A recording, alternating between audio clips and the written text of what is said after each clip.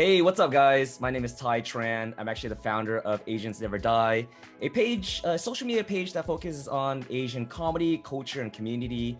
I started about 5 years ago, and now we've grown to millions on Facebook and Instagram. And it's a great place to find some memes and some news about our community. Welcome to The Vietnamese. I'm your host, Kenneth Nguyen. Being part of a culture of nearly 100 million Vietnamese people in the world today comes with a lot of pain, proud history, and privilege. Join me as I highlight and explore the Vietnamese experience from all over the world. What does it mean to be Vietnamese to you nowadays? Man, being Vietnamese is definitely a kind of easy question to answer, but also a very loaded question to answer because, on the surface, when you ask people Vietnamese right off the bat, you think about bánh mì and pho.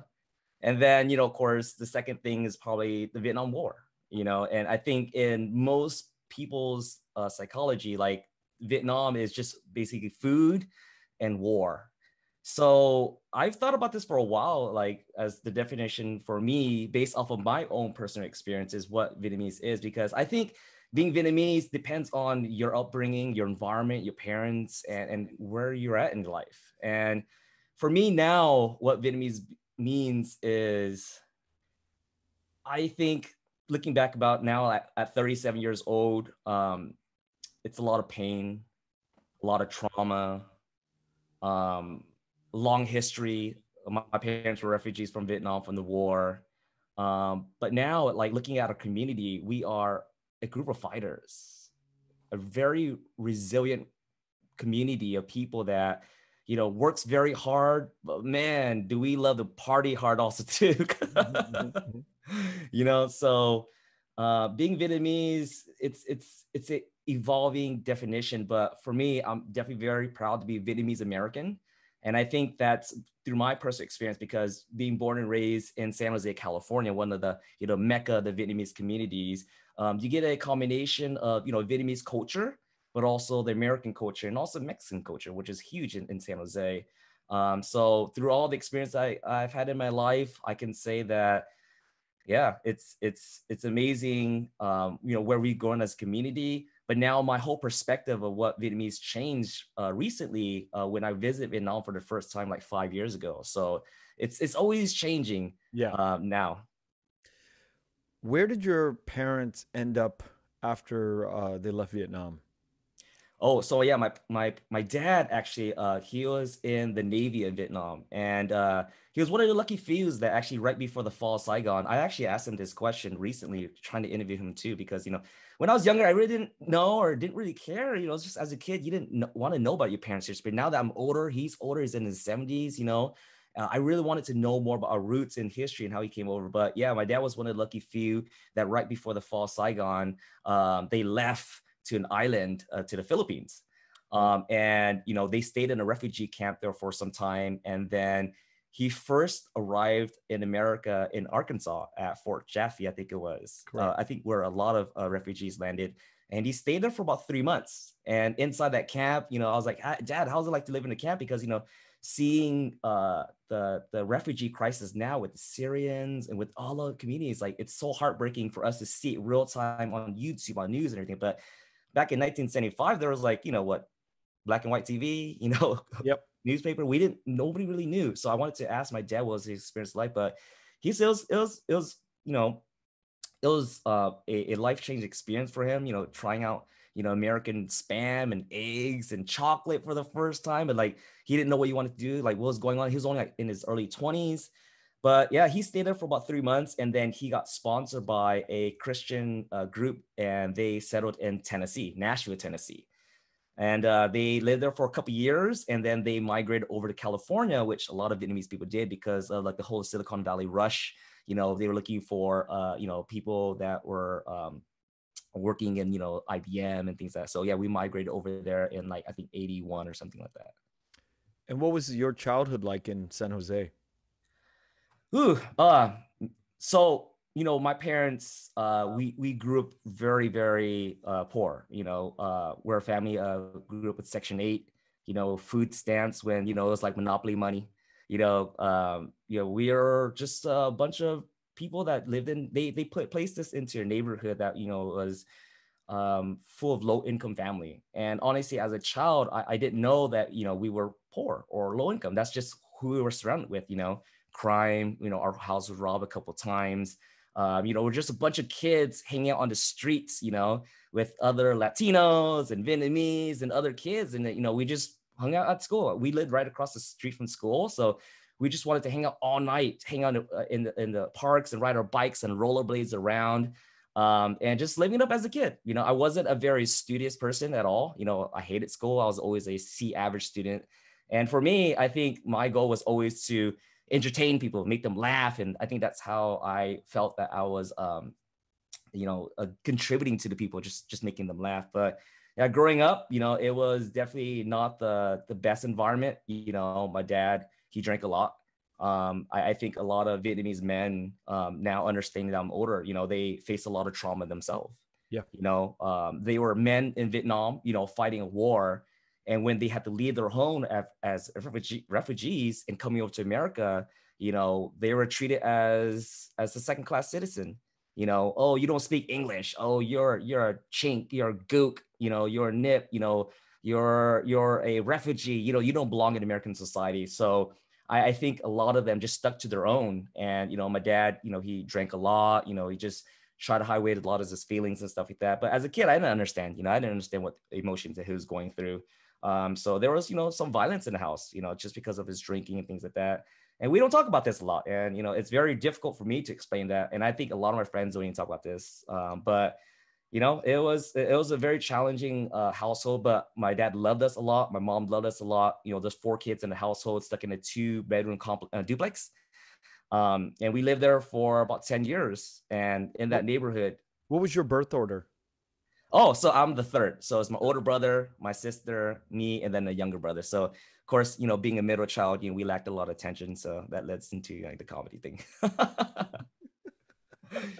Yeah. And you were saying were just mentioning something when I cut you off.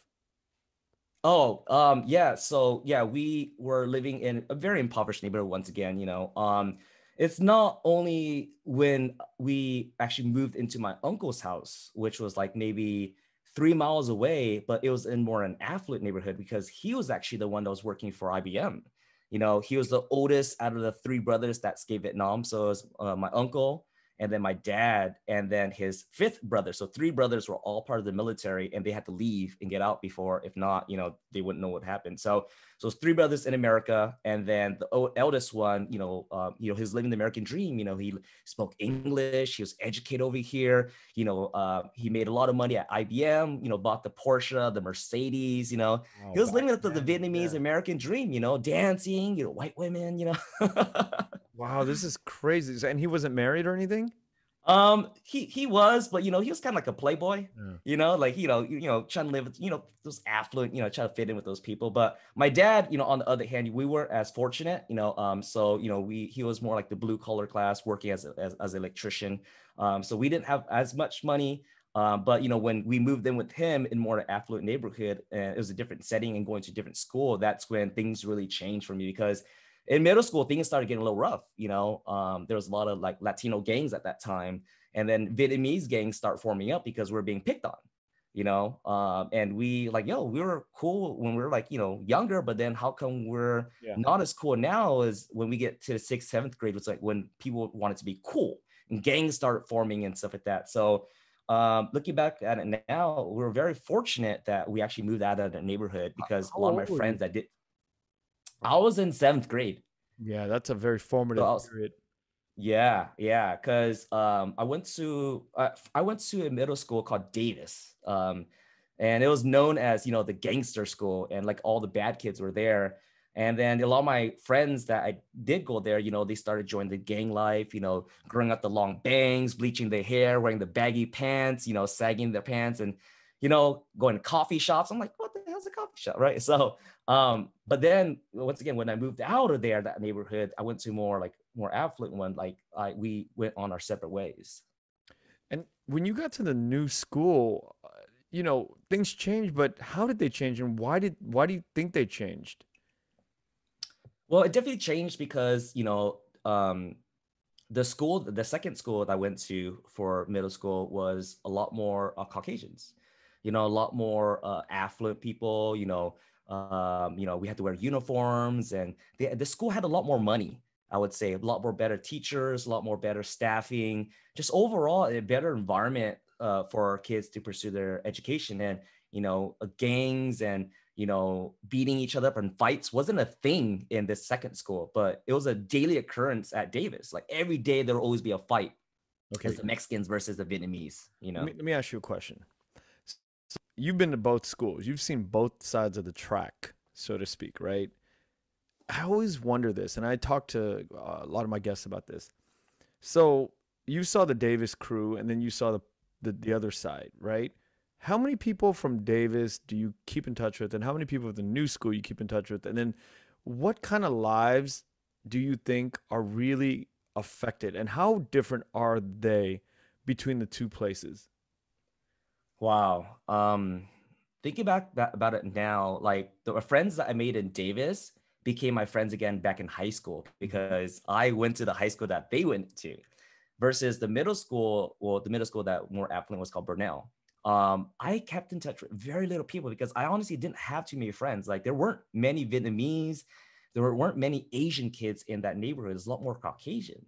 So I already felt that there was a disconnect between our cultural upbringing, and it was very hard for me to like for them to understand me and for me to understand them.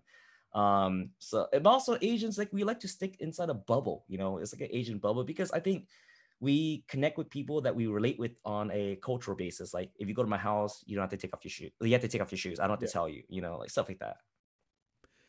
Yeah, because I question this thing.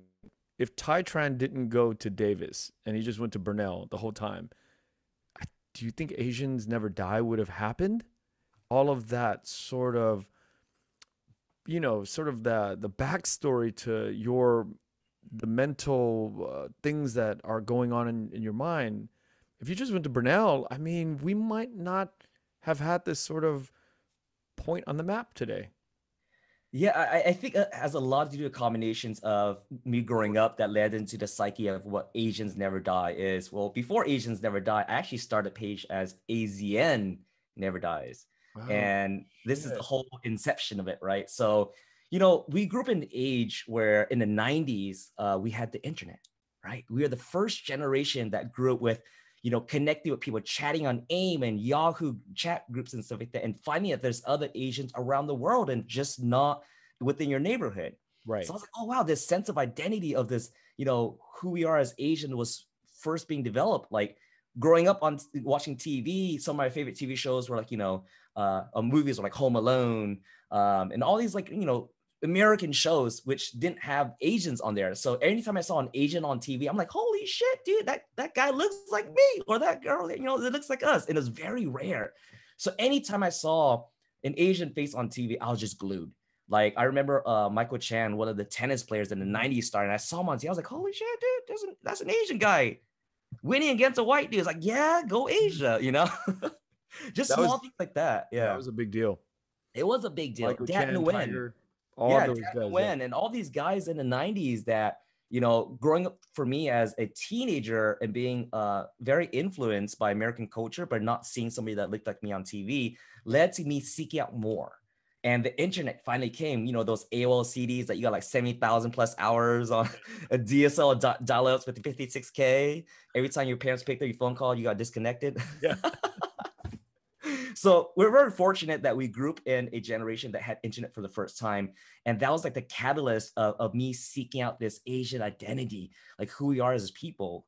Because, growing up in a neighborhood, there's like the skaters and the rockers and like the Latino people and the gangs and stuff like that. But who we are as Asian, we started to create like this, our own subculture. I don't know how in your neighborhood in SoCal, but in NorCal, we had like baggy pants.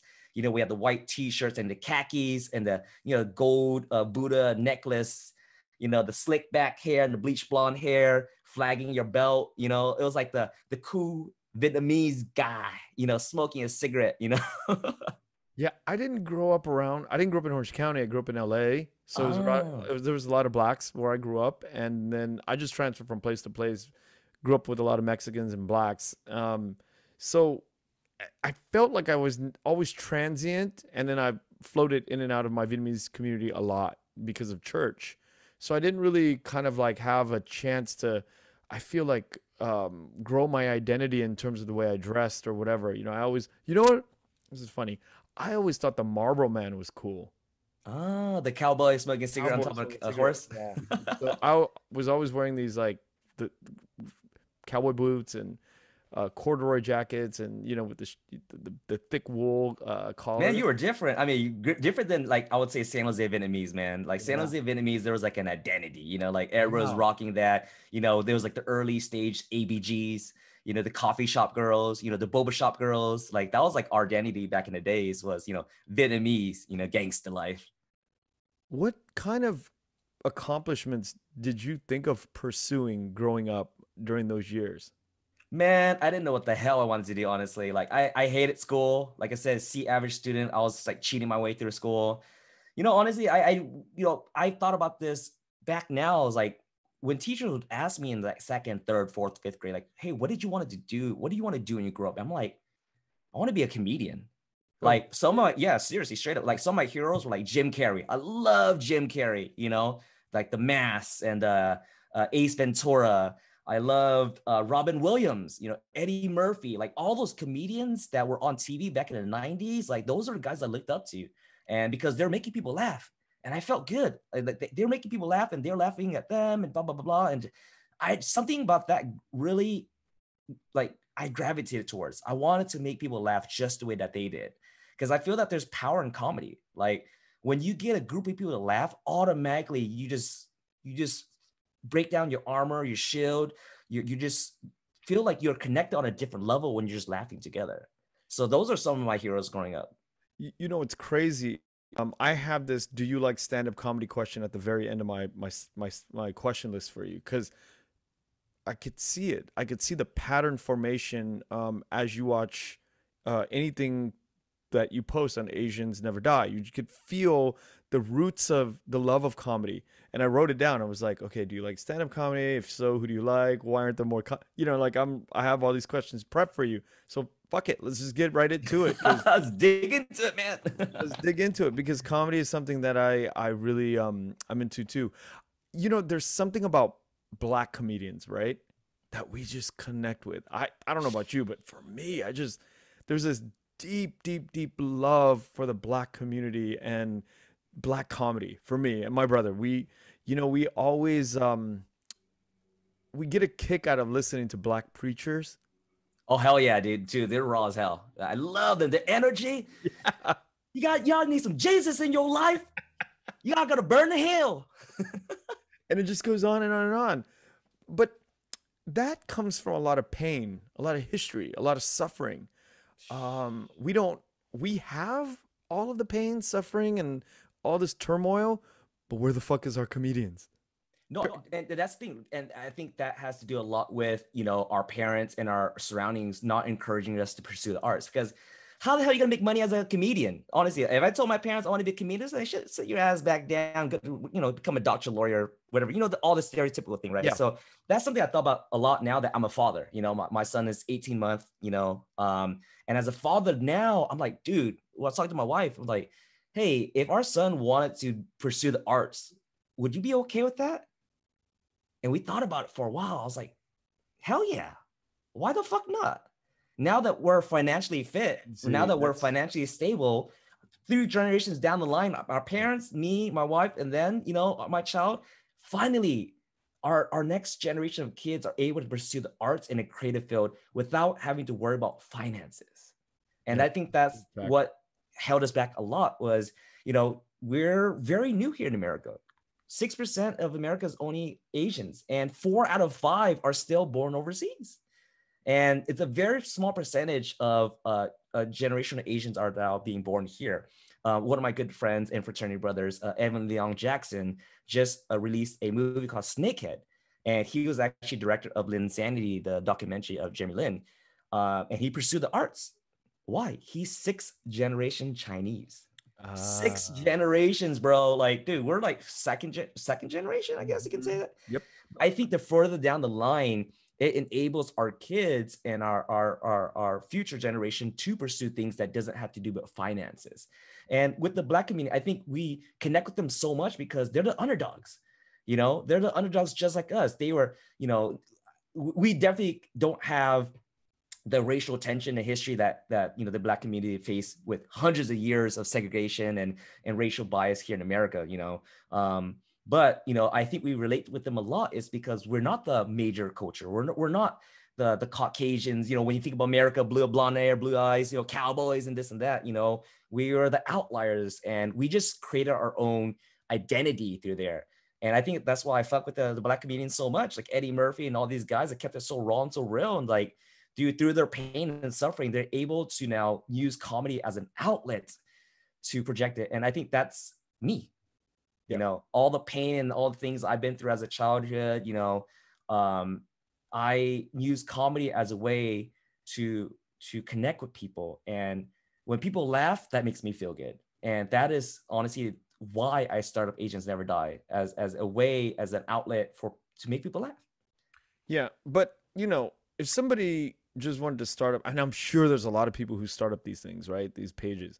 But I think now that we're talking, it's like, oh, shit's coming to life. I could see Yeah, for sure, where Tai man. Tran's coming from, because the appreciation for comedy is embedded in your brain. And I think what it translates to is you have developed a certain sense of picking up irony in memes or whatever story, whatever thing that's like existing out there. You can recognize the two ends of the spectrum that creates this irony, and then once you post it, it's there. It's there. And without that background, it's sort of like you can post a bunch of shit, but it might not stick.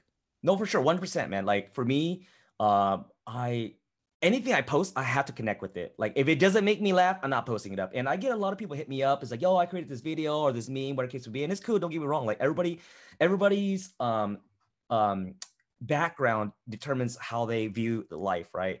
And for me, I don't know. I just have this knack for always picking up things that I feel connected with a lot of people. And I don't know how to translate that to be like, I can't teach somebody that like that. So if it makes me laugh and it resonates with me, I'm making it or I'm posting it up. And I think the success of Asians Never Die is being able to connect so many people together in so many cultural backgrounds. Because as a Vietnamese, we're actually a very small percentage out of the Asian Americans, right? Because the Chinese, the Filipinos, the Indians, the Pakistanis, the Japanese, and Koreans are large populations. I think we're like fourth or fifth largest groups in America. But then it's like, there's all these things that each Asian group can connect with, like taking off your shoes before get in the house. Like everybody, like, yo, that's hella funny. Or getting your ass beat by, a fly swatter or, a chopstick or something like that, and there's all these nuances that transcends all of our different communities that I think that I'm able to pick up on and just create something that's hella funny and people are able to resonate with that. And the secret is to get somebody to share it, because if it makes you laugh, you want to make your friends laugh also too. That's very interesting. So what happened to AZNs Never Die? Yeah, so getting back to that, right? So the page started off as AZN Never Die, and AZN is like a era in the late 90s and early 2000s of, AZN guys, right? Like the whole culture, I was talking about baggy pants and, smoking cigarettes, hanging out coffee shops and ABGs and gang life and blah, blah, blah, cars, tuners and everything like that, right? So that was like the first time ever that Asians in America had our own little identity, right? And then, in the early 2000s, like when I started going to college, like it started to die off. And I'm like, yo, I went to college in Riverside. So UCRs from the Bay Area all the way down to Riverside. And then I was like, I left all my friends. I had no friends down there. I was all by myself, just my sister. And I was felt lonely, blah, blah, blah. And like, dude, this is weird. Like I've always been around a place where I was comfortable with, right? But thank God, my neighbor next door that I was living with as a freshman in college was now my big brother in a fraternity. So he was telling me, yo, I'm part of a fraternity that is Asian interest. I'm like, Asian interest? I'm Asian. I'm hella down to Asians. So, I joined an Asian interest fraternity, and, this is where I met a lot of people from all walks of life, not just the Bay Area, but like SoCal, in different Chinese, Koreans, Japanese, first generation, sixth generation, seventh generation, all these different Asians into one group that was, trying to push our culture forward, So, yeah, so that really changed me a lot on that aspect. Yeah. So then you had a page, you said, that Asians never die, and it went Yeah, away. so no, I had a page called Asia Never Die. So it was an homage to like that culture. Like it was like I wanted to bring it back because it was slowly dying off, the tuner culture, Mm. the Vietnamese life, gang life where kids would be. I was like, hey, I'm gonna make a museum of these experiences that we had growing up, and create this like memes and stuff that I think people would relate with, right? And it started popping off. Like I started on Instagram and Facebook. We had 100 followers, 500 followers, 1,000 followers, 2,000 followers. I'm like, holy shit, dude! Like people actually like my stuff. Hell yeah! And I'll spend all night like making memes and start posting it up. But then it started reaching around like 10,000 followers, and then I started getting a younger demographics because I started this page 5 years ago, right? So I was like, early 30s, and then a lot of my audience were like my age. But then younger kids started following 18, 19, 20. They didn't know what the hell ASEAN was. I'm like, yo, what the hell's ASEAN mean? I'm like, holy shit. Oh, There's a wow. huge disconnect between my generation, that group, 80s baby, and group in the 90s and 2000s, versus the kids that was being born into 2000s that didn't know what the hell ASEAN was. Like they would actually connect with the meme, but they didn't know what the hell ASEAN was. So I was like, you know what? I'm just gonna change it to Asians Never Die. So I changed my page to Asians Never Die. And on the surface level, people ask me, hey, what the hell does Asians Never Die mean? And, on the surface, like, we all look younger than we are. You know what I'm saying? Like, bro, you look like, late 20s. Thank you. That was the first thing I thought too, is like people like Asians are very young looking and they don't die. So Yeah, so that was like on the surface level, but honestly, it gets deeper than that. Like, once again, like for me, comedy is deeper than that, right? You can look at it at the surface level, but you can also look at a deeper level, because when I joined college and I talked to all these fraternity brothers that are like fifth, sixth, seventh generation Chinese and Japanese, I'm like, hey, bro, so you're like Japanese American? He's like, nah, bro, I'm American. I'm like, what the fuck? No, you look Japanese as hell. He's like, nah, I'm American. I was like, okay. Like, he don't speak Japanese. His parents were born here. His grandparents were born here. His great grandparents were born here. They disconnect themselves completely from the Japanese culture. Like they eat, like, I was like, so you eat corn dogs and meatloaf? Like, yeah, we eat hamburgers and hot dogs and just like the American lifestyle. And I saw that after so many generations of Asians being, born and raised in America, we get disconnected from our culture. We lose the language, we lose the culture, the history, we lose a part of our identity. And I think I was afraid of that. Me being, born here, I'm like, my Vietnamese is lacking a lot. It's like a third grader. I've never been to Vietnam before. Like, how do I call myself Vietnamese if I just eat the food? yeah. That's all I know, just eating the food. Like, how do I connect with my culture? But then, like, my experience as a Vietnamese American is different than somebody in Vietnam, right? So I wanted to like capture these moments and like kind of like a museum. I feel like memes are like a point in life where, like, you create this point and then you post it up and it's like a museum, and you can look through all the different memes, and like there's things that you can relate with that you just, oh man, I connect with that, And I wanted to preserve our experiences as an Asian American for the next generation, so that when my kids grow up, they're like, oh, you got beat? Yeah, I got beat. Your ass didn't get beat. Yeah. Memes are a cultural shorthand, and you've placed this cultural shorthand in your own museum, and it's fun to visit the museum because it's entertaining. Yeah, it's crazy because, like, at first, a lot of the audience was from America, but no, like, there's a lot of people from Canada, from Europe, Australia. Like, the Asian diaspora is all over the world. There's not a country in the world that does not have a little Chinatown or like a Chinese restaurant. Absolutely. Guarantee you that. You can go to Africa, there's a Chinese restaurant there. And I'm learning that there's there's Vietnamese communities in Africa as well now since Yeah. the 70s. I watched Calais.net. That guy, dude, he's traveling all around the world, and like just a little enclaves of Vietnamese communities everywhere. And once again, like, are we connected to our Vietnamese roots, or are we just assimilating to our homeland? Is the question I still ask. Is like, I Yeah. call myself Vietnamese American, but what does that really mean? Because Mm. my son is half Chinese. My wife is Cantonese, and I know, you also in that situation where like it's like an intra Asian. I don't know what the right word is. You know what I'm saying? Like, do you speak to your kids in English? Only English. Yeah, same. You And speak to your wife in English, right? only in English.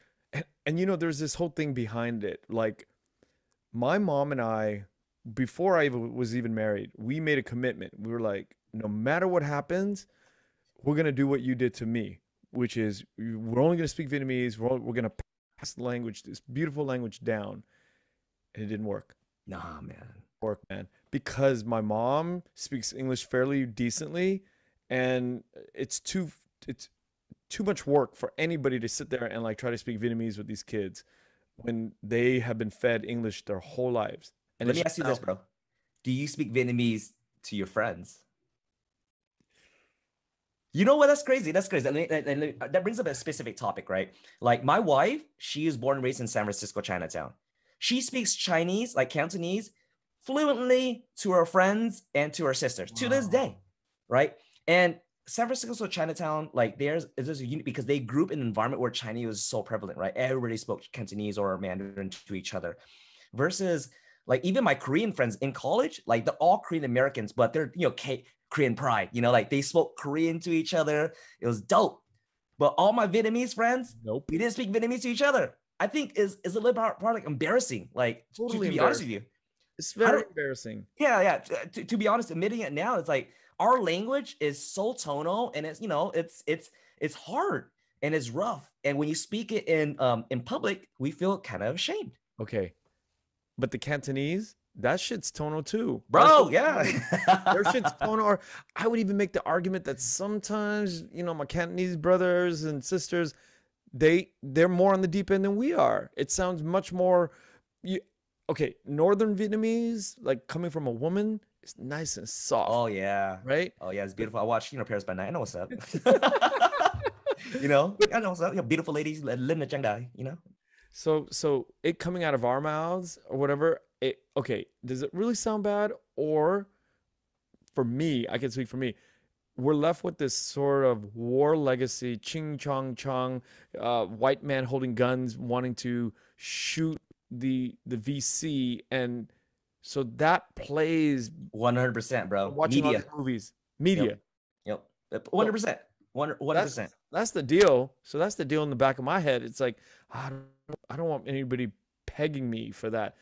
Whereas the Cantonese or kids from Hong Kong or second, third generation San Francisco Chinese, they're not particularly dealing with that. They're not. They're fucking subconscious. It is I for think it has us. a lot to do with is it there's I learned this a little bit later in my life, a difference between an immigrant and a refugee, Yeah, right? People interchange those words a lot, but it's a huge difference though, difference. right?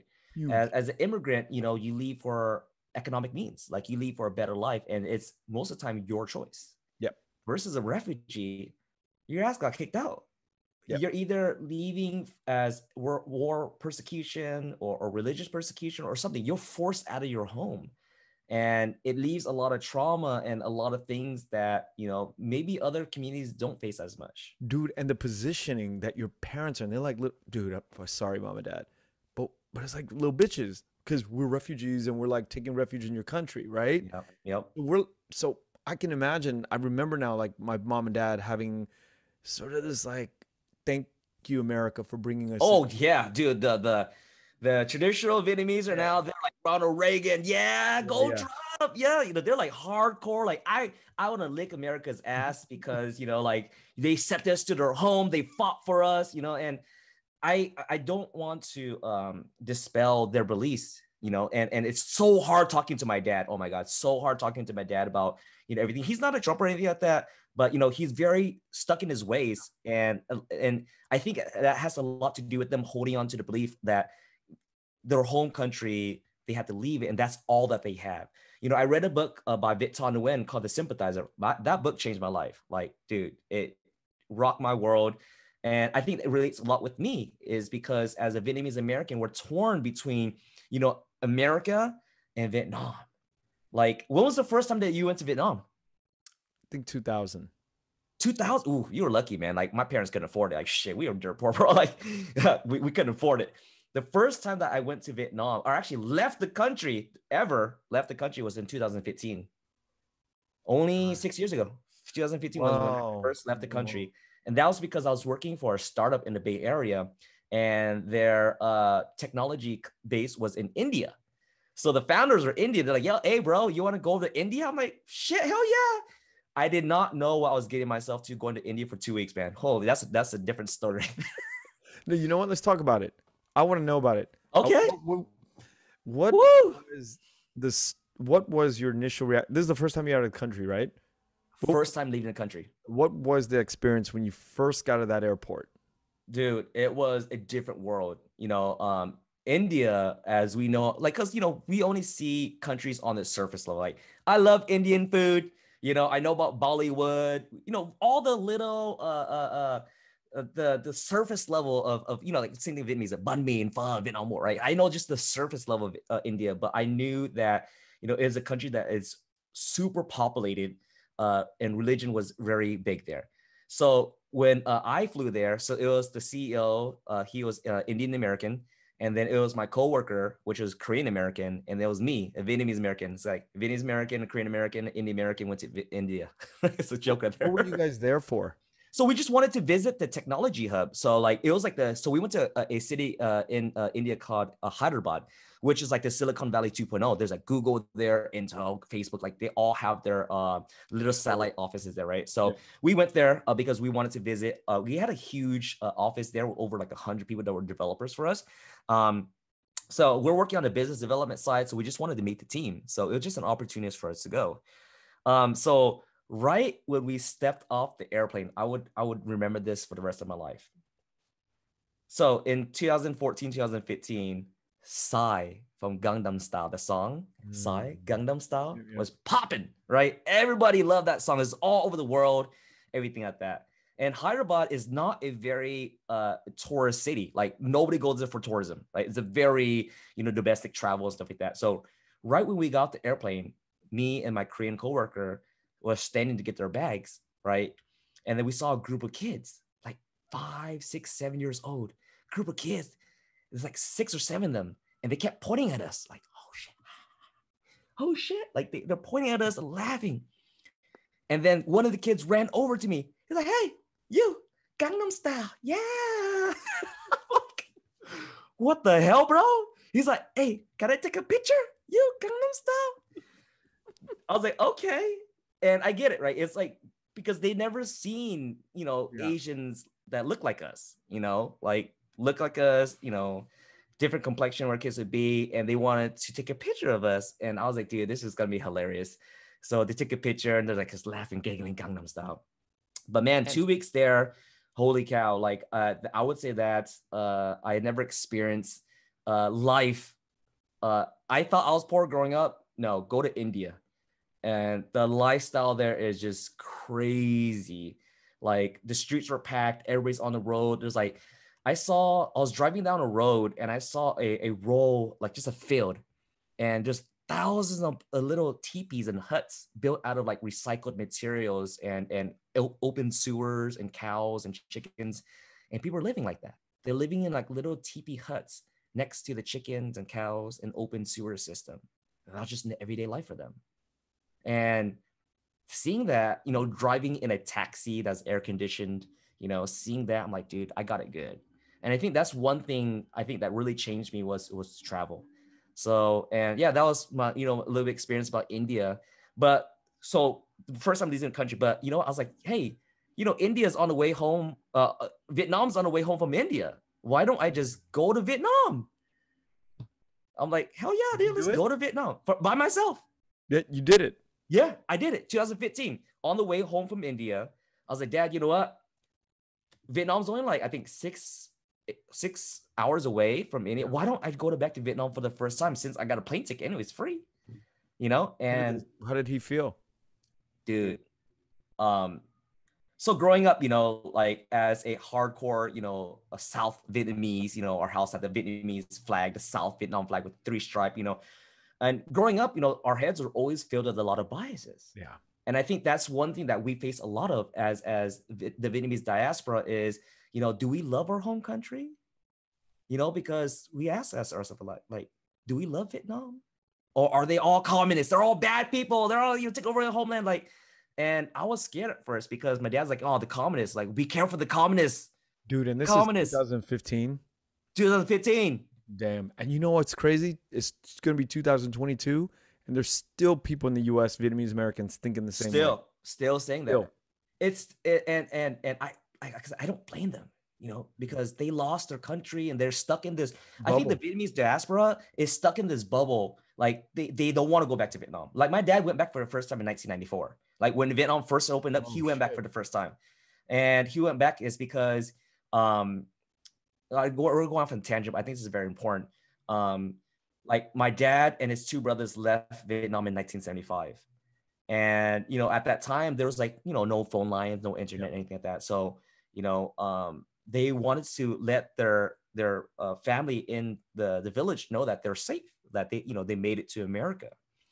And then when they made it there, they're, working in restaurants, working at Burger King, like, hotels and stuff, making a little bit of money. And they start sending money back to Vietnam, like what we do. That's something we do as Gimme. We send back money to Vietnam or China, whatever it could be. And then they got a letter and say that, hey, grandma's sick. Like his mother, my dad's mother is sick. She got the flu. And then they're like, okay, we'll send some money back. We'll send some money back, bring her to her hospital. Because they were living in a village, it's one of the villages in Nha Trang area. So living in a village, they sent some money back. The money never got to her. And then she passed away. Oh, dang. He never got to say bye. He never got to, he never got to see his mother or, again. And I think that's one of the trauma and the pains that we all face as, as a Vietnamese American community or Vietnamese overseas. And that stuck with them for a long time. So right when the borders were open in 1994, all 3 brothers took the money together and flew back there. And they did a proper visitation of her grave. And, Mom, I'm home. I'm safe. Man, yeah, that's some traumatic shit. Because, boys and their moms, not being able to, we have a deep love with our mothers. It's 100%, man. Not talked about often, but I know, like the American culture, the 18, get the fuck out, independent. It's not like that with Vietnamese men and their mothers. It's a deep unspoken. It's an honor, man. It's like it's ingrained within us, right? It's like our mothers took care of us because as Vietnamese, like it's very a patriarchal system, right? The dad works, goes out there. Yeah. There's not the emotional love. They are the providers, the financial providers, right? Versus the mothers on the other end are like the ones that you hug and you love and you're able to like tell your emotions to, and he lost his mother. Yeah. And I think that's so many things and so many layers of complexity, and that so many Vietnamese abroad had to go through. And 40 something years later on, that trauma is still there. And I think that's why I don't blame or try to change these people's mentality, because I'm not a war child. I was born and raised in America. I can try to relate, but I didn't go through that journey with them. So our journey is visiting Vietnam for the first time in 2015. Now it's going back on track. It's going back to 2015.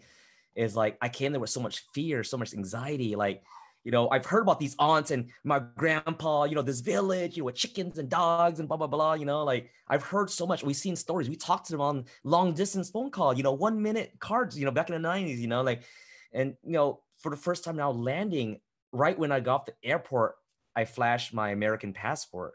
And they started speaking to me in Vietnamese as the customs, right? Started speaking to me in Vietnamese. I'm like, oh shit, my Vietnamese is terrible.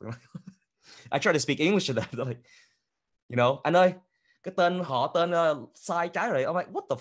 So apparently my plane ticket is there. Like they switched my names around, last name, first name. It's weird. Like, yeah, Vietnamese, it's weird like that. So apparently my ticket was wrong. Customs paper was wrong. And like, they're like, I didn't think I could make it in.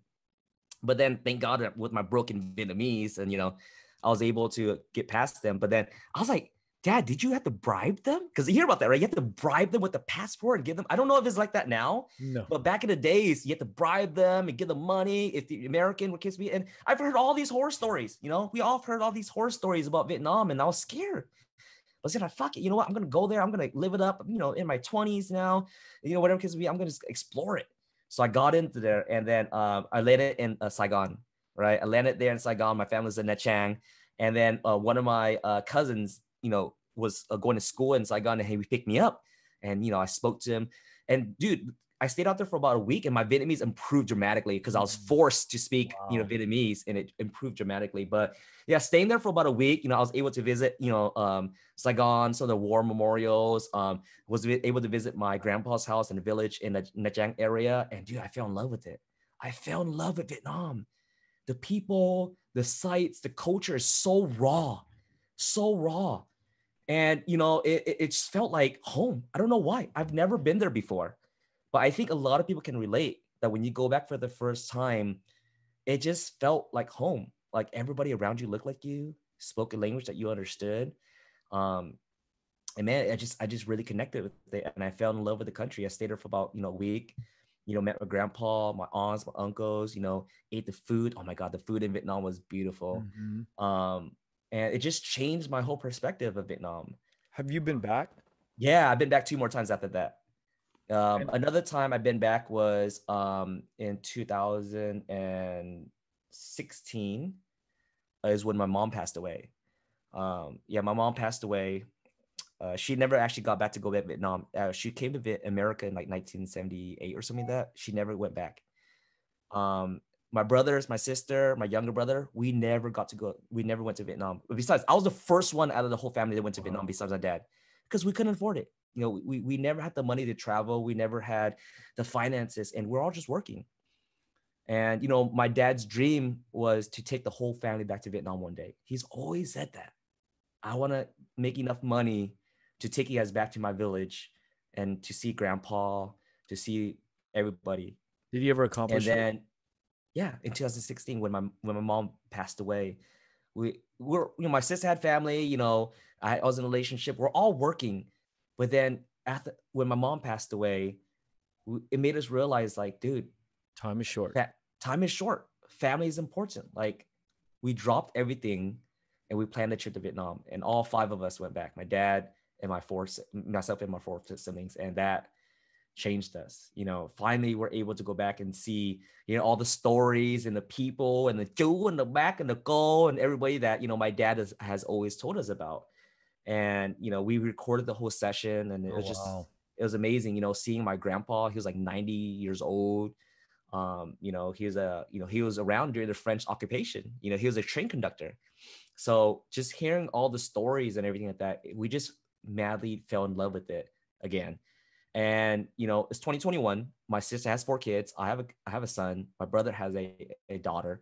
And we all are still talking to say, hey, we have to go back to Vietnam with all of our family and dad again before time's too late.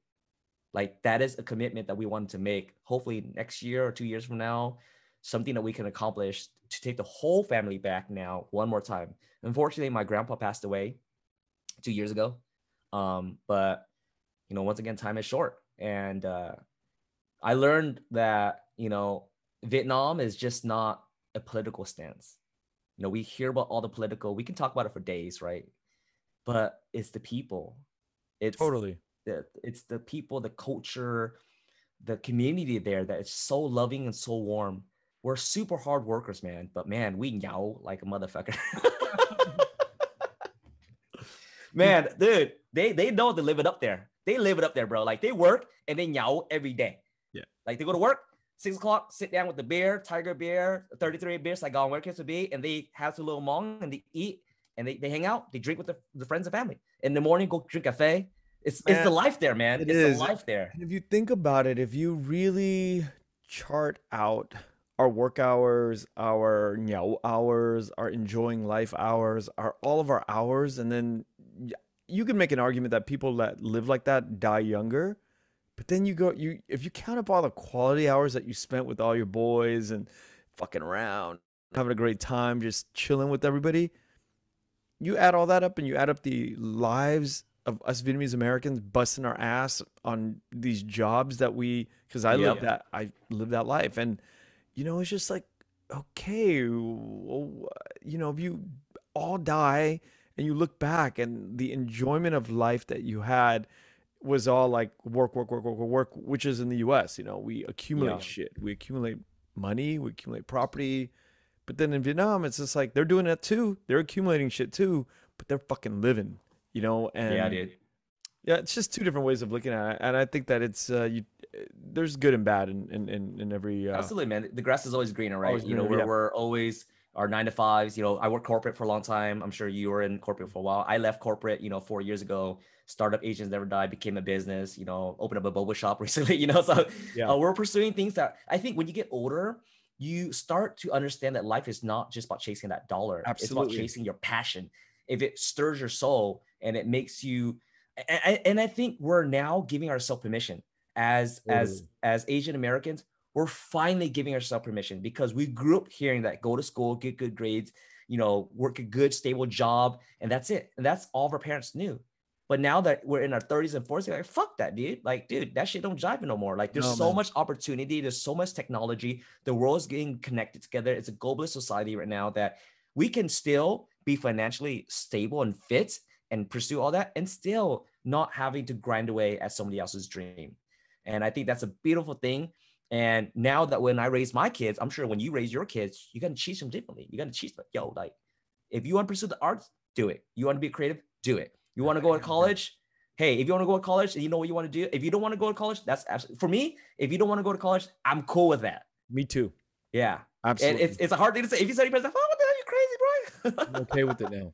I'm totally okay with that. Yeah. It's a But you better be different. grinding. You better, whatever you do, you better be grinding. Yep. You gotta hit the. But going back to our Vietnamese community, it's like I think what we're missing now all the time that I talk about is just the communication between the Vietnamese American community, Vietnamese German community, Australian, to the motherland, to the people in the mother. Because I always have this feeling like that train, that Vietnamese train, is way you can't even see it anymore. It's gone way. It's so Yes. Oh, advanced. man. Yeah. It's so advanced, and we're still at the train station wondering if we should buy the ticket to get on the train. That train left a That's such a long great analogy. dude. That shit I left thought a about that. long time. Dude, Vietnam has modernized and evolved so much. There's It's places in crazy. Vietnam where you don't even see a blade of grass, and I'm not saying that's a great thing, or Yeah, yeah, yeah. but my point is it's steel and concrete, and it's modern, and it's like it's crazy beautiful. I that was like 3-4 years ago when I would go to these places and very modern architecture, and it's such a different place. And I think that's like what you're talking about, right? It's like the Vietnamese people in Vietnam, all 90 million of them, right? Most of them were not born during the wartime, right? Totally. Like I There's no think like reference. 50, 60%, they don't. And I think, I don't know this, but like in history is written by the victor, right? So I don't know what history classes that they have in Vietnam, but most of them don't give a fuck. No, because it's not And even talked about. they're not, well, that's another thing also too. It's like, yo. So I don't know all the political things and stuff like that, but most of them don't give a fuck, and most of them are just working, grinding every day, and they're moving forward with their life. And most of the Vietnamese diaspora is holding on to something. Like Totally. our parents, like, one day we're gonna get back on motherland. I'm like, I don't know that's gonna happen, right? But for us as a Vietnamese diaspora, like, that's the challenge I've always had, like this identity. Like when I went to Vietnam, the most recent time was in 2019, December, like 2 years ago, right before COVID, right? I went there by myself again. And then Vietnam was playing in a Southeast Asian Games and they won the match. And I was sitting there with my cousins and we're yowling with all the friends and Vietnam won. And then the whole restaurant Oh, you were erupted. lucky. It was crazy, bro. Like, You were he lucky, took me on man. a motorbike. They went around, flags flying everywhere. The red flag with the yellow star, yellow star, and the whole town was lit. They had like bandanas and stars on their face, and everybody loved it. And even the friends, my American friends, Vietnamese American friends, are cheering on Vietnam, but But no in hell. but internally, how did it make you feel with all of those flags like just flying around you? I felt torn. I felt torn. And I was like,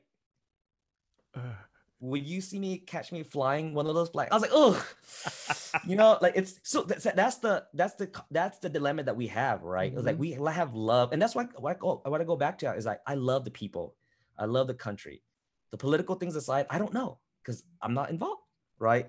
And I think that's the decision I came up with, or the decision I said is like, I love the country, I love the people, you know. I don't know what to do from there. In 10 more years, this conversation is going to be completely irrelevant. This is like a history book for somebody, this conversation, because in 10 years, 20 years from now, it's not going to matter. It's going to be one flag, one group of people. It's just one thing. And then I would even take it a step further. 40 years from now, it's going to be a bunch of Chinese, Vietnamese kids, my kid, our kids, Chinese, Vietnamese kids running around worrying about like their art, hopefully, or whatever their thing is. And they're not going to, it's like literally researchers will go back and, listen to these conversations and be like, oh, that's crazy. You can talk about this, about like World War II, World War I, the Germans. Totally. You can go back in history and like, I mean, the Germans for a while, they always had the stigma as being Nazis. Like, oh, I'm a German American. No, I'm not Nazi, and that's war. Yeah. It's war. It's traumatic. But 80 years from now, 100 years from now, this is all going to be in the past. Yeah. And I think Vietnam is on a trajectory of becoming a shining star and economic, they're going to stand up to where they were supposed to be at, and I went back in 2019 because I met a friend. He's a Vietnamese Canadian, and he opened up a business in Vietnam. He opened up a rental scooter, like, Lime, and like, it's a little scooter, right? So he wanted to take ideas from the Western world and then bring it to, which many people are doing now. I've seen the other podcasts. Many expats, many Vietnamese expats are going back to Vietnam and starting up businesses and then helping to be a part of that modern Vietnam. You know what's crazy? I'm going to jump in here. That idea of bringing American or whatever outside ideas back to Vietnam, so that is like a thing that is going to disappear in another 10 years. And I'll tell you why. Vietnam is so modernized that they're going to start exporting their shit, because I feel like the US is so stagnant with shit, and we're so stifled with development sometimes. And I think our economy is a little bit questionable where we're headed. But Vietnam is like, they got their gloves off. They're just going at it, and they're just grinding, and they're developing new shit. And when you start looking at like the NFT communities and the gaming community, crypto communities in Vietnam, it is out of control. I have had some of these guys on, and I am blown away. And it's like, now there's no borders. It's just a bunch of smart ass dudes, young dudes in Vietnam cranking out, just building worlds of, whatever decentralized, environment. I think because it has a lot to do with like less regulation, right? Totally. In the Western world, we have human rights. We have a lot of regulations. We have a lot of political things that stifle a lot of innovation. Versus, you can talk about Asia in general. Like, you can talk about Korea, China, Vietnam, and all these, Malaysia. Like, they have less regulation that allows innovation, right? But I think over time, as countries develop, like, you can look at China, the middle class is rising right now, right? Yeah. The middle class is rising. People are making more money. They want more money, more. I feel that for them, they're reaching a stage where now they're outsourcing their work, right? And any country goes to it, America goes to it. It's like, we had child labor here, we had slave labor here, right? So as a economy develops, more rights and more things come into play. The 9-hour work week or 8-hour work week, 40 hours work week, right? Asia don't got that. They don't work 40 hours a week. They work like 70, 80 hours a week, bro. So as economies develop, right, people are going to start pushing back. They want more, workers' rights. They want more time. Leisure time. So Asia is just developing that first. I think Vietnam just opened up its doors for industrialization, like in the early 90s, early 2000s or something like that. So it's very young. It's a very young economy. And we're going to start seeing all this innovation come out. But then after innovation comes more regulation. So absolutely. Yep. So let's get back to Asians Never Die. What kind of milestones have you sort of, and I just mean cultural milestones, have you sort of experienced as a result of the last 4 or 5 years doing the work that you do? I can say the best thing and most memorable thing about this journey is meeting the people. Honestly, like the people is what makes this worth it. I've met so many bright-minded people. So many people that are doing amazing things for the culture. People like you, people like all the people that are doing things for the culture that are pushing our community to the next level, and just sharing ideas like, yo, like we all come from the same cloth, but we all have our ways of pushing the culture forward, whether it's through memes or comedy, or whether it's through podcasts or creating art or creating this next social media platforms. It's being able to meet these awesome people and share our experiences on our journey, and where we come from that's what's worth it for me. But as far as cultural milestone though, we'll start off as just like a comedy outlet, now evolve more to like a community base, where like we're not just talking about comedy. We're sharing news, and we're sharing what's happening within our community. When COVID hit and the Stop Asian Hate, really rise up from there, like, we were one of the people that was really pushing for it. There's a lot of other pages and outlets, and thank God for everybody as a team, as everybody pushing together for it. And I think that's what's so important for the work, is just having a way that we can voice up. Like we're almost 500,000 followers on Instagram, but a number's a number. For me, it's like, how much people can we reach with our message? Yeah. Like, are the news paying attention to this? Is mainstream media paying attention to what's going on? And thank God they are. People like Dion Lim, people like Betty Yu, Francis Wang, and all these people that are, part of the mainstream media are speaking up for us. And it all started grassroots from all these little tiny pages. Yep. Mainstream media didn't give a fuck about, what our community is. Absolutely. We started using social media as a tool. It's like, yo, we're here. Pay attention. We are getting attacked. Our people are getting hurt. Like, nobody gives a fuck. Like, not until we use technology and social media as a way to voice up is when finally people start paying attention. On the brighter side of things, we're in an era within the last 3 to 4 years where, like, we got Crazy Rich Asians. You got Fresh Off the Boat. We got Aquafina in all these movies. We got Shang-Chi. We got all these things that are blowing up right now. And then finally, the big screen's like, yo, there's some money to be made in the Asian community. That's the secret there. Money to be made in the Asian community. Money to be made. That's the key to all of this bullshit. It is. Money, there's capital to be had. It makes sense, right? If it don't make money, it don't make sense, right? Nobody's gonna put their money into a movie, talk about Asians, and they spent $30 million and made $10 million. Nobody wants to invest into that, right? So there has to be a chicken and egg, right? Is there a demographics that wants to spend the money on this type of movie and all these stories? And as our generation grows up, we have more disposable income. We have more money than our parents' generation to spend on things that are more entertaining. But not only do we have the money, okay, because if you think about it, it's like we now have the permission to love ourselves now. That's the thing that we didn't have, I think, growing up almost. Younger kids today, like the 88 Rising, event, oh my God, just different kids, man. Totally different kids. It was just like mind blowing. There's 30,000 kids soaking this beautiful environment up, And that's because of the foundation that was laid out by our generation and the generation before us. Yeah. Like, our parents didn't have a voice. Sit down, shut up, do your work. And they taught us the same. But now we're using technology. We're finding our voice, and we're speaking up. And I give credit to a lot of the early pioneers of YouTube. Wong Fu, JK Films, Timothy Delgado, all these people that built the tracks in YouTube. Like, yo, what the hell? There's Asians on TV, Asians that are gangster, Asians that are, squares, Asians, this and whatever. Like, there's Asians of all colors now doing things that they wanted to do. And they built the tracks for now the next generation of kids growing up and doing their TikTok, their Instagram, their OnlyFans, or whatever that they want to do online, So it laid out the tracks, right? Yeah. And I give credit to all the previous generations that have laid out. Now our future generations now have a voice, and they aren't fighting the same battles that we did. Absolutely. Now they can create beautifully. And it's crazy. You're like Wong Fu, JK. as pioneers. It's like that shit was just yesterday.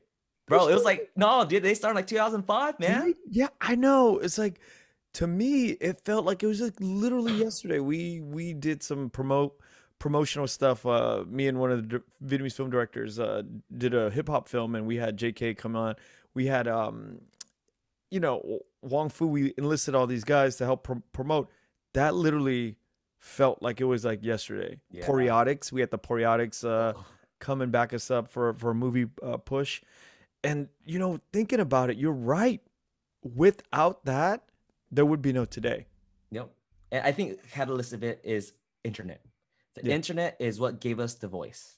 Without it, we would still be stuck in our little neighborhoods and stuff like that, right? And it's a beautiful thing that the internet gave us a way to connect with people, but also a bad thing because it gave us a way to connect with people. Yeah. So that leads me to the next question. Feel free to keep it real or not, but this is a question that I often wonder with creators like yourself. Do you obsess about the numbers? Like in the early days, you do? Absolutely, man. Shit. It was like a counter. You know, oh fuck. I have videos of me like when I hit 5,000, I record myself. Hey babe, it's about to hit 5,000 followers, 499. Oh shit, this motherfucker unfollowed. Damn. Okay, two more people. Like I was obsessed with it. And I think because we wanted acceptance. We wanted reinforcement that what we're doing was making an impact. And the only tangible way was follower counts, like counts, comment counts, right? And I would obsess with it at the beginning, but it reached, now I don't obsess with it as much. Like it's there. Like I see the number. For me, it's more about what type of message I'm putting out there that's more important to me. You know, people can say that I have a platform. I honestly, I don't think I do. Like to this day, I'm like, what? Asians never die. I still, I wear the shirt, but like, I don't go out there, yo, hey, what's up, guys? Some Asians never die. You know, like no, it's weird. It's just like my dad has always instilled like humbleness, Yeah, like not sticking out. I think that's a very Asian thing also too. Don't stick out, right? Stay within there as a nail that sticks out, gets hammered back in. That's the saying, right? And even to this day, I think a lot of us are still kind of in and out. Absolutely. You know, the next generation kids, they don't give a hell. They're on TikTok shaking their ass, whatever kids be they do, you know what I'm saying?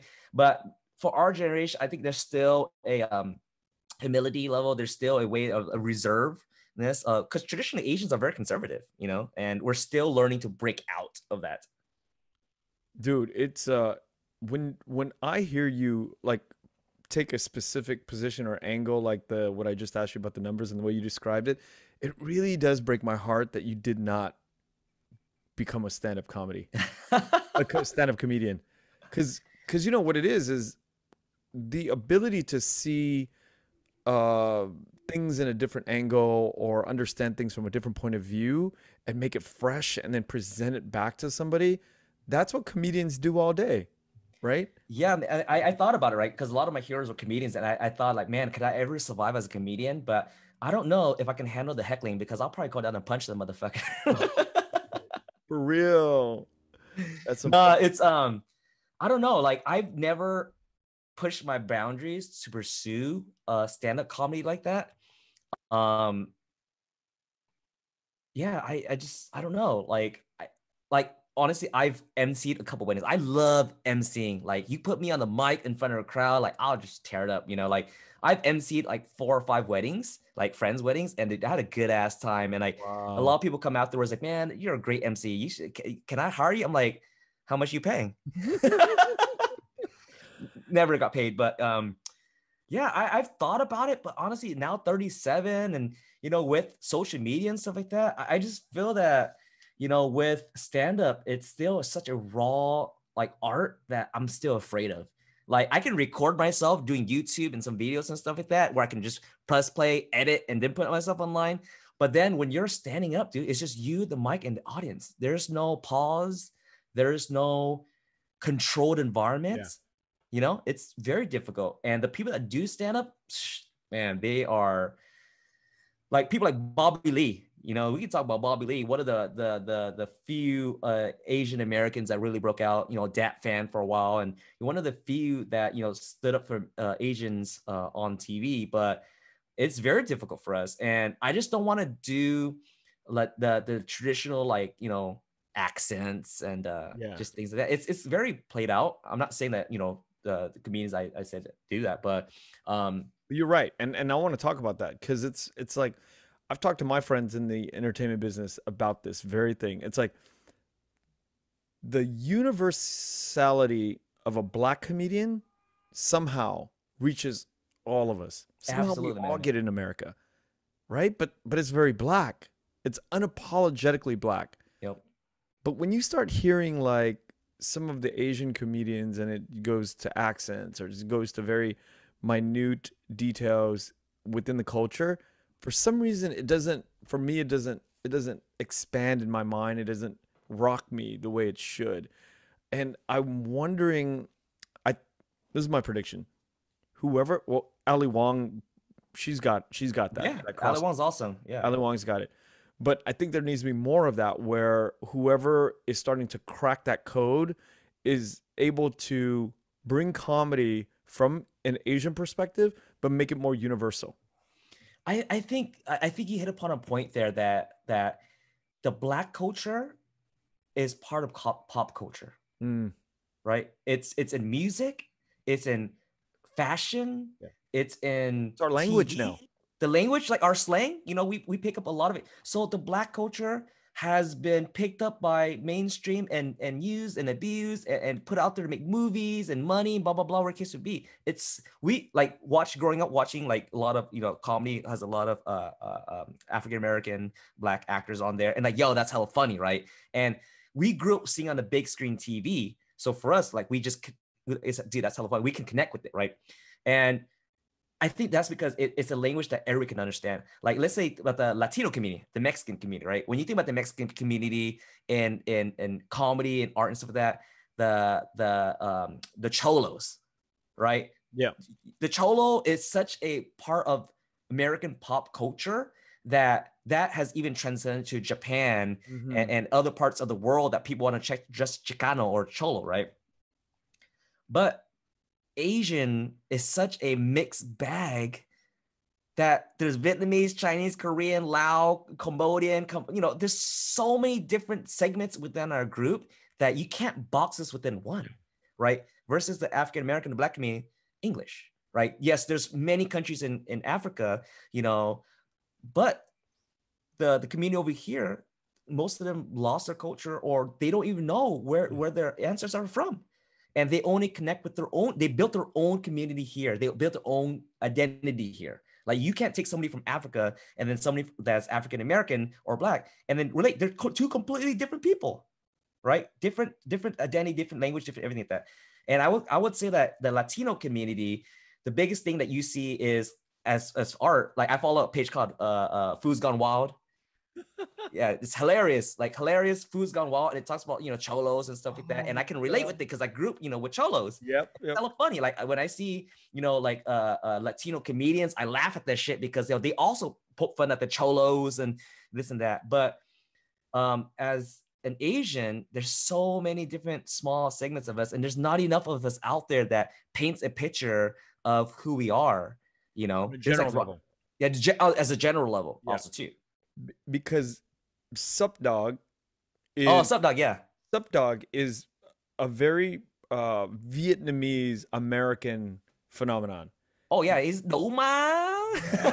Dude, the shit is hilarious. And then how he incorporates like, animated cartoons with modern talking or the new wave shit that we modern talking, dude. Yeah, the younger generation won't know that. See, that's the thing that only our generation, like late 20s, 30s, and 40s would understand, like because our parents grew up with modern talking and Paris by Night and stuff like that, right? But the young generation, they won't know. I guarantee you his audience is definitely not lower than 25, 30 years old. Exactly. And not more than 50. Yeah, for sure. It's the specific identity of Vietnamese that would know that, and it's like you grew up with Vietnamese parents at home speaking Vietnamese, but then in my household everybody speaks English or my wife speaks Cantonese. So there's that. My son would not know what the hell Sup Dog is. Like he wouldn't understand what the hell Doma is or Luck Dit for me. Like they wouldn't understand that. This idea of growth, cultural growth, right?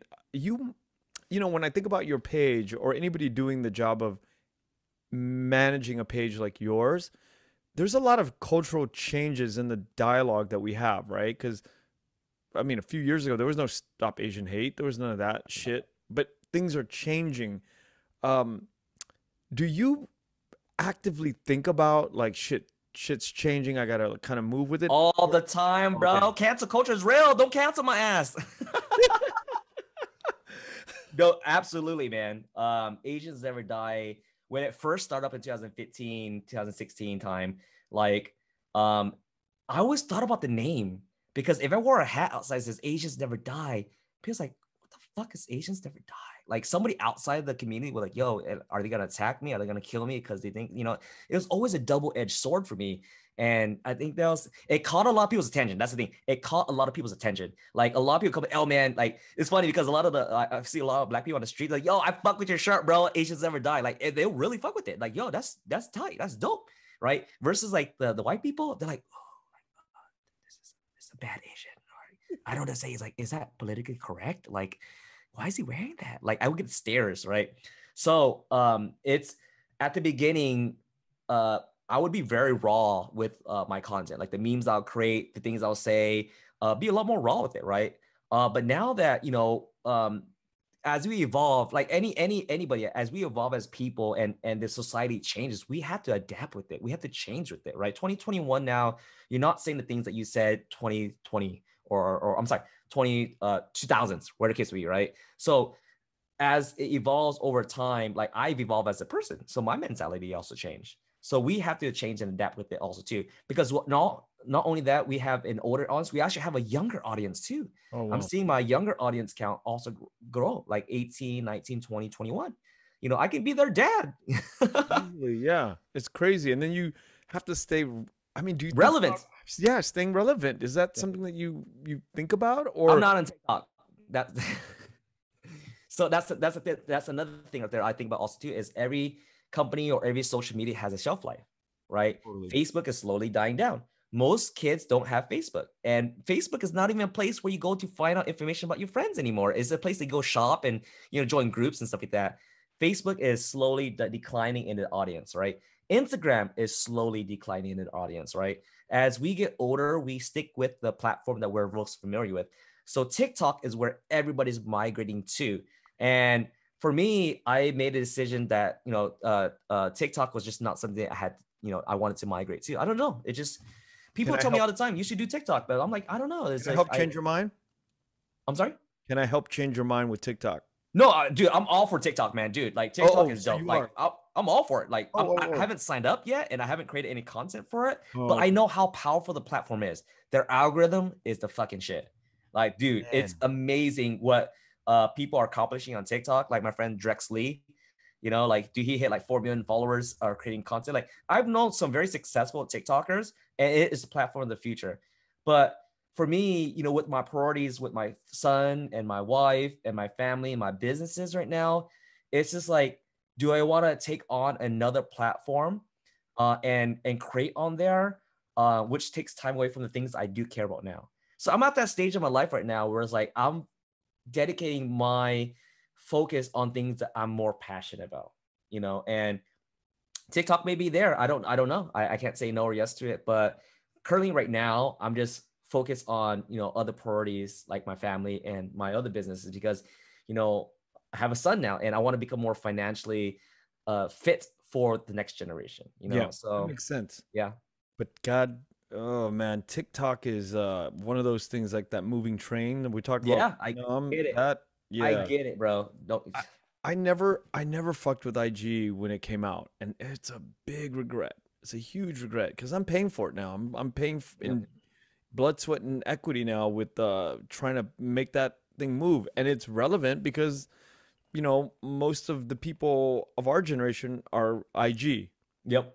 And if you're not on IG, and that's the thing about TikTok. If I'm not on TikTok, it's but I love it. I love TikTok. TikTok is actually, the audience is changing a lot. It used to be just young kids posting dances now, because my brother-in-law actually works for an agency for TikTok, and they work with a lot of the creators on there. And dude, it's just blowing up, and it's just not just young kids anymore. There's people all walks of life all walks of life that are finding fame and building their businesses off of TikTok.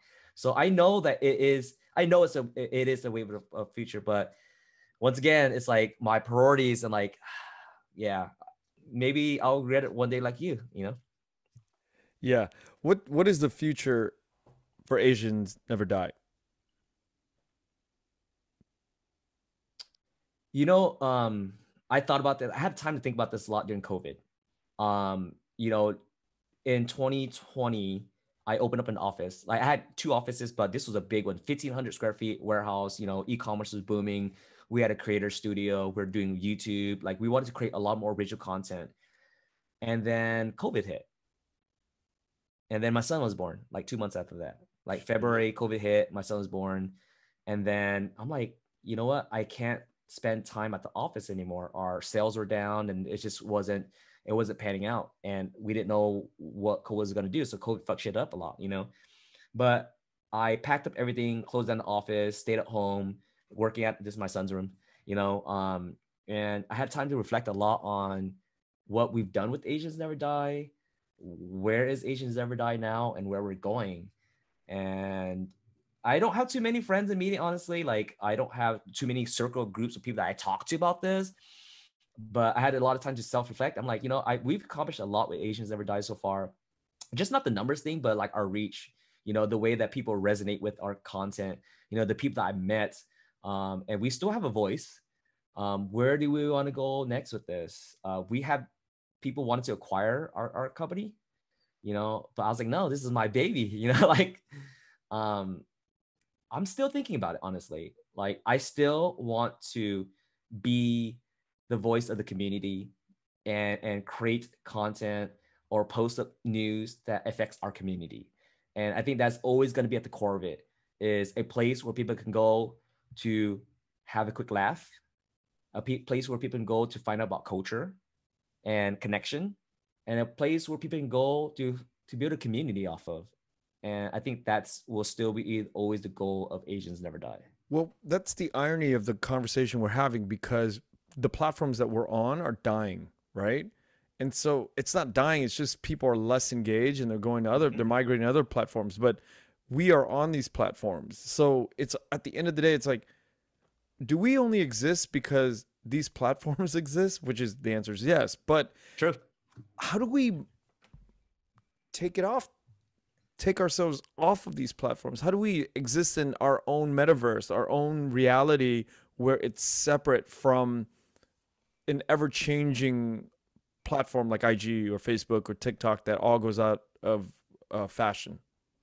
So I think Gary Vee, I follow Gary Vee for a while, right? And he's very smart about it because he knows that all social media has a shelf life, right? And if you create your platform, you create your house on rented land, the land can always be pulled up underneath you, right? Yep. So you're building this house on rented land. You don't own that land. We don't own Facebook. We don't own MySpace. We don't own Asian Avenue. We don't own all these other platforms. But if we build on it and we don't diversify it, or we don't build a brand, that's the thing. I think you have to build a brand that people can resonate with, that can transcend different platforms, then you're going to get left behind. And this is something that I've thought about for a while also too, because I know Facebook's on the decline, Instagram's on the decline, but I think if you focus on that brand, and no matter what platform that you go to, that you still have the same feel, the same feeling, the same mission, and the same goal, that your brand can outlive these platforms. You know, the Japanese have companies that last 400 years, 200 years, 700 years. Wow. Long time. And they just do the things that service the community that they live in, you know, whether it's making knives or, you know, building houses a certain way. You know, they have these companies that last. So it's like, when I think about something like Asians Never Die, it's like, the trajectory of having that depends on which platform we live on, right? Mm-hmm. We can't extend into 200 years of doing what we do if we're not on platforms that we kind of own, our own, quote unquote, our own homes, our own platforms. Your own domain, your own website, your whatever case would be. My good friend Benny, you know, he runs Nextshark, right? So Nextshark is a website, right? It's a website that they own the domain for. And they use social media, Facebook, Instagram, and all these places to then push out to get their message out there, right? So even if the platforms aren't there anymore, they still own their own domain. So they still own the IP of Nextshark, right? So that's his way of doing it. I know Gary Vee, like he collects a lot of people's Yeah. emails and phone numbers because you don't change that, right? Hey, if you leave Instagram, I still got your phone number. I still got your email. That's why a lot of these creators on YouTube are now collecting people's emails. Like, hey, sign up to my newsletter. So that's a way of people trying to mitigate, this sinking ship, I guess you can call it, right? The sinking ship. But I think you have to ask yourself, what is your goal? Like, Yeah. what is it that you created this platform for? For me, I know that Asians Never Die may not be here forever, and that was never the goal. It was originally a way for me to connect with people and be my comedic outlet for me to connect with people, make them laugh. That's the core of it at the end of the day, that is it. So I think I've accomplished a lot, in the 5-6 years that Asians Never Die has been here. I don't know what the next chapter is, to tell you the truth, but I've had so much fun along the way, and the journey to here, like, I had a blast. I think that if we keep looking at the goal and not enjoy the journey, like I keep trying to remind myself to enjoy the journey, because numbers will be numbers. Hey, if you hit 1 million, you hit 2 million, cool. What next? Like, what did you do during that journey? That did it change you? Did you meet people? Did you build relationships from there? Is, I think, the most important for me. And I met some people on through Asians Never Die are like lifelong friends, lifelong partners. Yeah, when we first hung out at 88 Rising, the first one that they had, I knew, like, we spent a lot of time, many hours out there that day, and I knew, I was like, "Man, this is a brother right here," you know? You just connect with people, you know what I'm Yeah, saying? it was great. One last question. Do you have any plans to do shit in Vietnam? Dude, I would love to. Besides all the fear, because my dad's like, "Oh, you open up business, comments gonna take away." I would love to, honestly. I have family there still. My cousin is studying in America right now. I would love a way to connect the two communities together, but honestly, there's such a huge cultural rift. Like, we can both look in the mirror and say that we're Vietnamese, right?